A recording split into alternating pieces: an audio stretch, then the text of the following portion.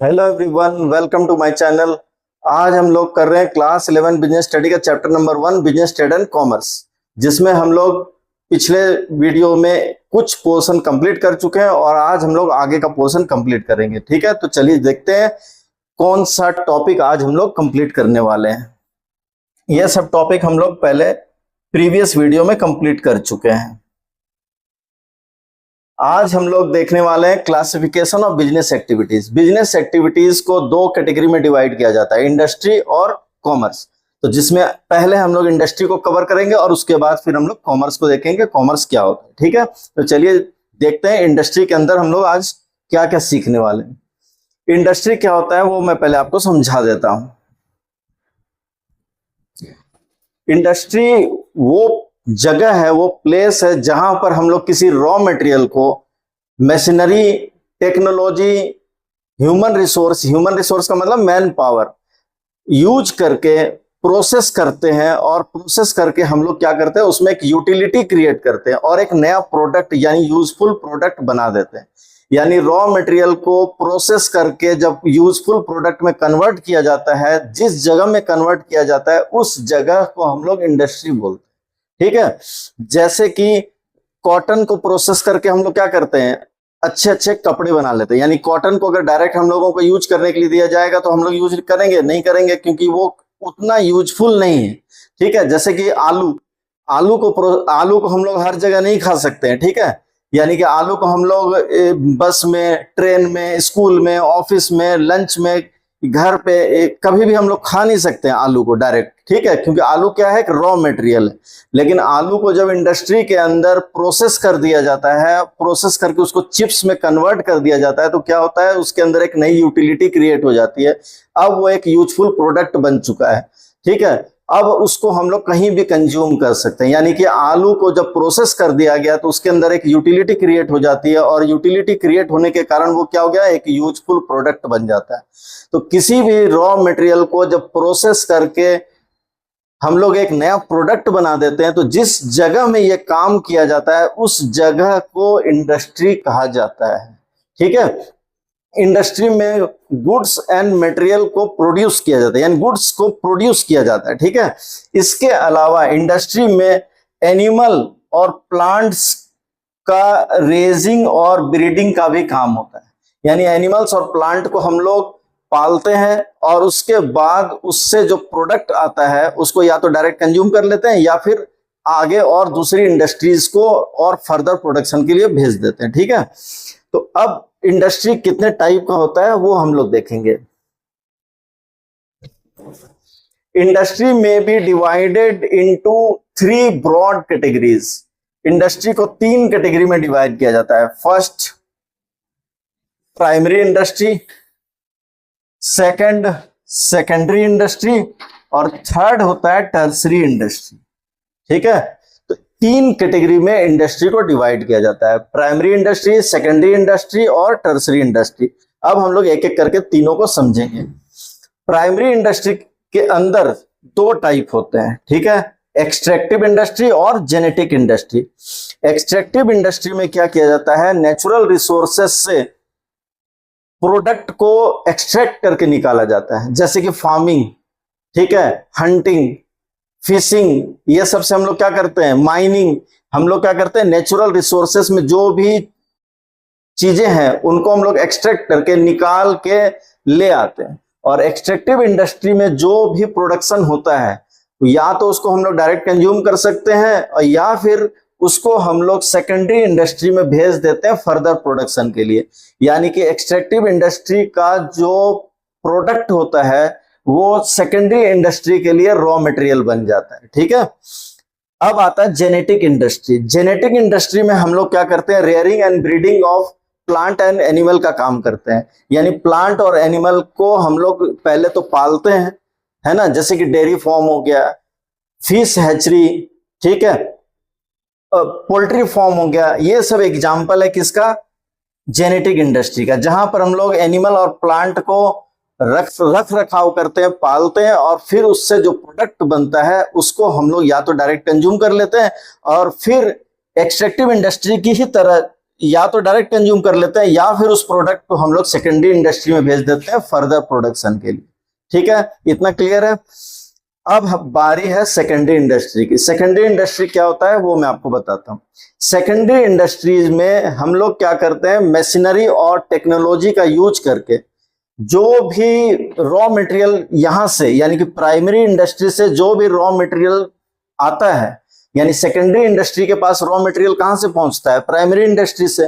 Primary industry से जो भी रॉ मटेरियल आता है उसको टेक्नोलॉजी और मशीनरी यूज करके हम लोग क्या करते हैं, फिनिश प्रोडक्ट में कन्वर्ट करने का काम करते हैं।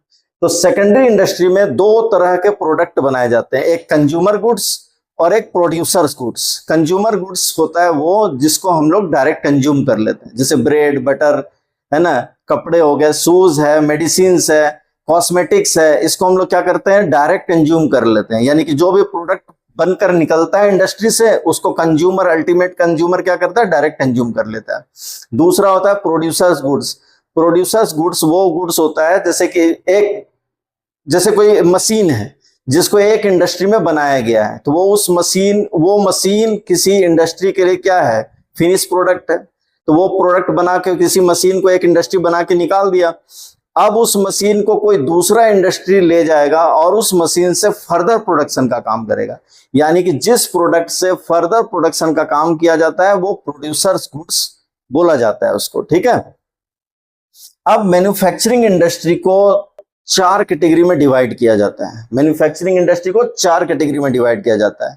पहला होता है analytical industry, second synthetical industry, third है प्रोसेसिंग इंडस्ट्री और फोर्थ नंबर है असेंबलिंग इंडस्ट्री। चारों के अंदर क्या क्या काम होता है वो मैं आपको एक एक करके समझाता हूं। ठीक है, एनालिटिकल इंडस्ट्री के अंदर एक ही रॉ मटेरियल को एनालाइज किया जाता है, यानी उसके डिफरेंट कंपोनेंट को एनालाइज करके हम लोग क्या करते हैं, डिफरेंट प्रोडक्ट बनाते हैं। जैसे कि ऑयल रिफाइनरी इंडस्ट्री के अंदर में होता है, यानी कि एक क्रूड ऑयल को प्रोसेस किया जाता है और उसी क्रूड ऑयल से हम लोग केरोसिन भी बनाते हैं, उसी से पेट्रोलियम भी बनाते हैं, उसी से डीजल भी बनाते हैं, उसी से हम लोग एलपीजी गैस भी बनाते हैं। ठीक है, यानी रॉ मटेरियल एक ही है, उसको अलग अलग कंपोनेंट को अलग अलग तरीके से प्रोसेस करके हम लोग क्या करते हैं, डिफरेंट डिफरेंट प्रोडक्ट को बनाते हैं।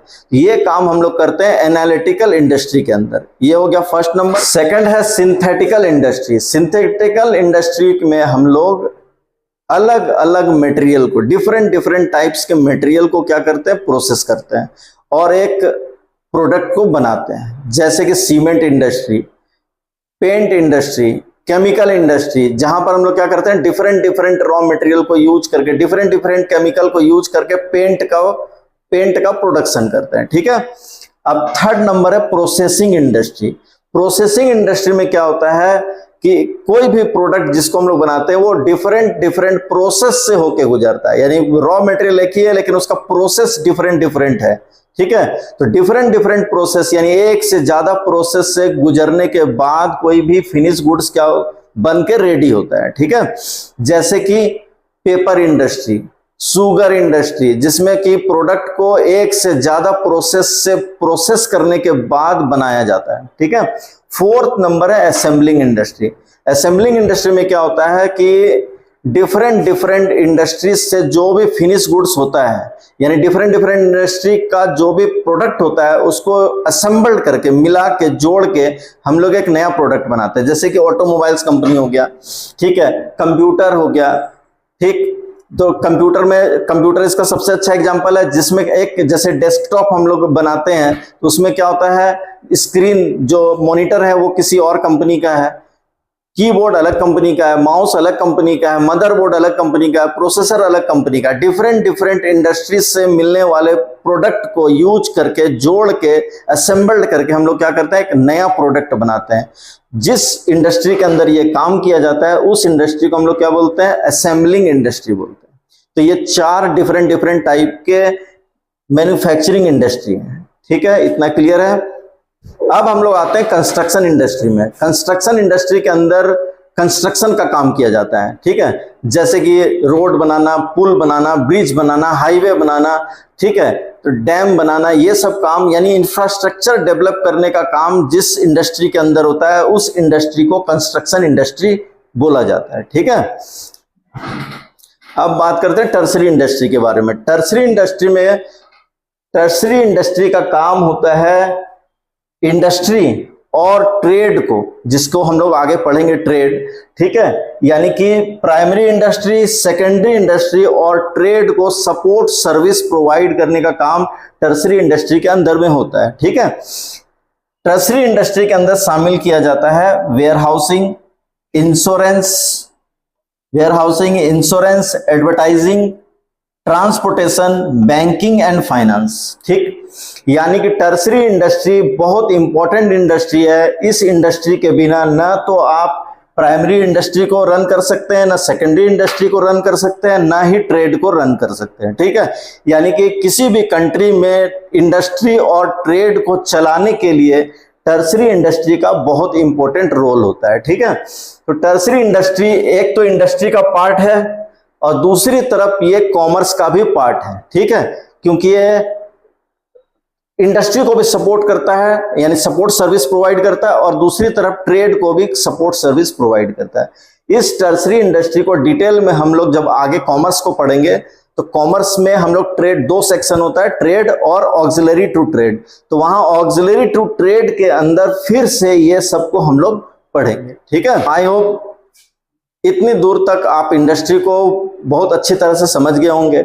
नेक्स्ट क्लास में हम लोग कॉमर्स, यानी कि इसके आगे का जो पार्ट है कॉमर्स, उसको स्टार्ट करेंगे, ठीक है। तो मिलते हैं नेक्स्ट क्लास में।